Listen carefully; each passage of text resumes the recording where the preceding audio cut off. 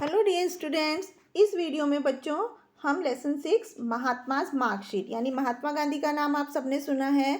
महात्मा गांधी के बचपन में किस तरह की उनके मार्कशीट्स आती थी, मतलब ये है कि महात्मा गांधी का बचपन का स्टूडेंट लाइफ के बारे में हम इस लेसन में पढ़ेंगे। बच्चों, महात्मा गांधी जो थे वो 20वीं शताब्दी के सबसे ज़्यादा प्रभावित करने वाले व्यक्ति में से थे। और जब वो एक बचपन थे, उनका बचपन किस तरह का रहा, उन वो कितना ज़्यादा आप इस बारे में जानना चाहते हैं, वो उनकी ऑटोबायोग्राफी उन्होंने अपने बारे में जो लिखा है अपनी book my experiments with truth, उससे हमें कुछ जहाँ पर वो पढ़े थे जिन स्कूलों में उन्होंने संभाल कर रखी थी, उससे ये एक्सट्रैक्ट निकाला गया है कि गांधी जी जो थे उन्होंने बहुत सारे स्कूल बदले 10 साल की उम्र तक, और उन्होंने 7 साल हाई स्कूल में थे वो राजकोट में। उन्होंने हमें बताया कि वो निश्चित रूप से बहुत ही रिगार्डेड एज डांस डांस मतलब बहुत ही स्लो लर्नर, बहुत ही धीरे धीरे सीखने वाले थे। और उनके जो सर्टिफिकेट थे, जो उनके रिजल्ट्स थे, करेक्टर, वो कभी भी बुरे नहीं थे। यहाँ तक कि वो इनाम भी, प्राइजेस भी जीतते थे, और सेकंड स्टैंडर्ड में उन्हें स्कॉलरशिप भी मिली क्लास 4 में, 5 में। एंड यहाँ तक कि ये भी कहा है कि उनकी जो मॉडेस्टी मतलब उनकी जो काबिलियत थी वो उनकी किस्मत और मेरिट से नहीं थी। इन बाद के सालों में जैसे ही उनकी अटेंडेंस जो थी वो बहुत ही कम हो गई थी। तो 110 दिन थे, 238 में से क्लास थर्ड में वो सिर्फ 110 दिन गए थे। जैसे कि उनके मार्क्स जो थे वो एनुअल एग्ज़ाम में वो एवरेज थे, 45% से 55% तक थे।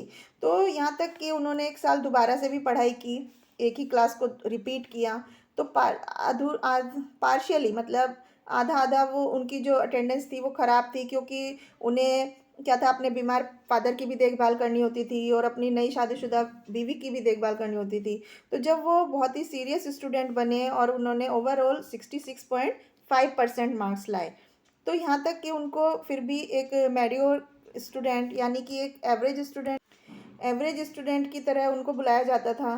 तो मैट्रिकुलेशन यानी 12th के एग्ज़ाम में उन्होंने 404वीं रैंक ली 799 स्टूडेंट्स में से। तो उनकी मार्कशीट्स जो थी, उसके मार्क्स जो थे वो अच्छे थे।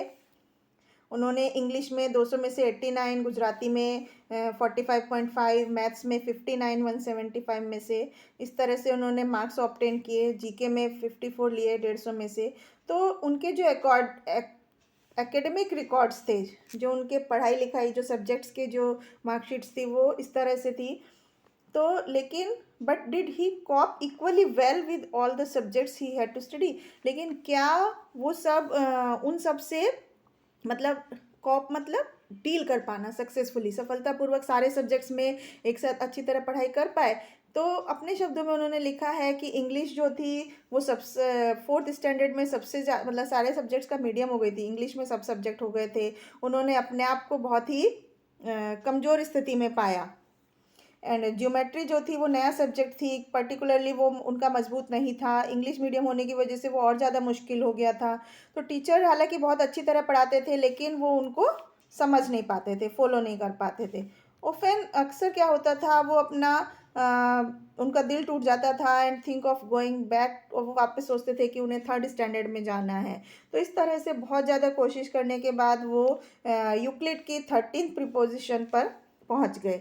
तो उन्होंने ऐसा बोला है कि सिंप्लिसिटी ऑफ सब्जेक्ट, किसी सब्जेक्ट की विषय की जो सादगी होती है वो अचानक से उनके सामने उसका खुलासा हुआ कि एक ऐसा विषय जो कि पूरी तरह से बिल्कुल भी मुश्किल नहीं था, और यहाँ तक कि ज्योमेट्री जो थी वो दोनों आसान हो गई थी, इंटरेस्टिंग भी हो गई थी उनके लिए। और संस्कृत जो थी वो मुश्किल थी। ज्योमेट्री में क्या था, उनको याद करना होता, याद करने जैसा कुछ नहीं था, जैसे जबकि संस्कृत में क्या था, हर एक चीज़ को उन्हें याद करना पड़ता था।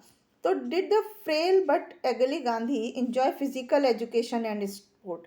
तो मतलब बहुत ही फ्रेल मतलब बहुत ही कमज़ोर, और एक्टिव, एगाइल मतलब एक्टिव जो गांधी जी थे वो फिजिकल एजुकेशन में और स्पोर्ट्स में क्या उन्होंने किस तरह किया। तो बड़ी क्लास में क्या हुआ, वो स्कूल के हेडमास्टर ने उन्हें जिम्नास्टिक और क्रिकेट कंपलसरी कर दिया उनके स्कूल में लड़कों के लिए, लेकिन उन्हें दोनों ही नापसंद थे।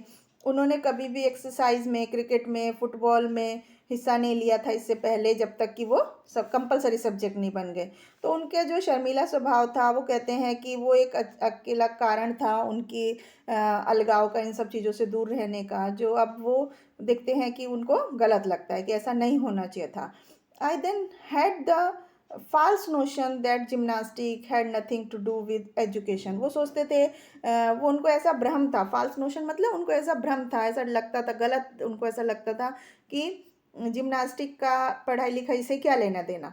तो आज वो जानते हैं कि स्कूलों में मतलब मेंटल ट्रेनिंग दी जाती है, फिजिकल ट्रेनिंग दी जाती है, जो कि बहुत ज़रूरी है। दूसरा, उन्हें इस बात का गांधी जी को पछतावा रहा कि बाद के सालों में, कि वो सोचते थे कि हैंड राइटिंग उन्होंने अपनी निगलेक्ट की, नज़रअंदाज किया अपनी हैंड राइटिंग को।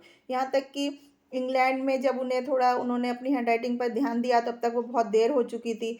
जब वो साउथ अफ्रीका में उन्होंने देखा कि जो सुंदर हैंड राइटिंग है, जो वकीलों की और जो छोटे व्यक्ति हैं उनकी, जो वहाँ से पढ़े हैं, तो उन्होंने अपने इस नज़रअंदाज को बहुत ही ज़्यादा उन्हें पछतावा हुआ। कि उन्होंने एक कहावत लिखी है कि I saw that bad handwriting should be regarded as a sign of an imperfect education. कि जो खराब हैंड राइटिंग है, वो एक तरह से इस बात का संकेत है कि उनकी पढ़ाई अच्छे से नहीं हुई है।